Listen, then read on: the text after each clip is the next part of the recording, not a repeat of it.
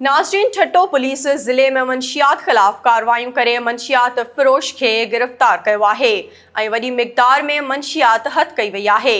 वधीक तफ़सील मालूम कयूं था ठट्टे खां असांजे नुमाइंदे तनवीर ख़ासकेली खां। जी तनवीर, आगाह कजो।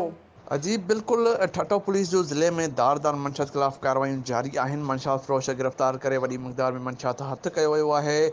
इन सिलसिले में SHO ठट्टो असलम गुगो ऐं ASI छतोजन फरमान भुट्टो ऐं ASI बगाड़ मोरी न्याज़ शहर नफ़री साण करे कार्रवाइयूं कंदे पंजमहल मोरी ऐं दीदार ॻोल्हे ठट्टो वेझो छापो ॾी ॿिनि मंशियात फ़रोश जवाबदार फराज़ वलद गुलाम मोहम्मद के 6 लीटर कची शराब जॾहिं त न्याज़ अली इमरानी के 25 थैलियुनि कची शराब समेत गिरफ़्तार करे ठट्टे थाणे ते अलॻि अलॻि केस दाख़िल करे छॾिया। होॾां SHO दाबिज लियाकत कुमार कार्रवाई कंदे दाबिजी मां 3 मंशियात फ़रोश हसन अंसारी, मुराद अंसारी ऐं असद जावरी के 70 लीटर ऐं 50 थैलियूं कची शराब समेत गिरफ़्तार करे दाबिजी थाणे ते केस दाख़िल करे छॾिया आहिनि। ऐं जिरक पुलिस पिणु कार्रवाइयूं कंदे हिकु मंशियात फ़रोश खे कची शराब समेत गिरफ़्तार करे केस दाख़िल करे छॾियो। वाज़ेह त ज़िले ठट्टे में मंशियात फ़रोशनि ख़िलाफ़ ज़िले अंदरि पुलिस कार्रवाइयूं तेज़ करे छॾियूं आहिनि। जी तनवीर ख़ासकेली, तफ़सील ॿुधाइण लाइ अव्हां जी महिरबानी।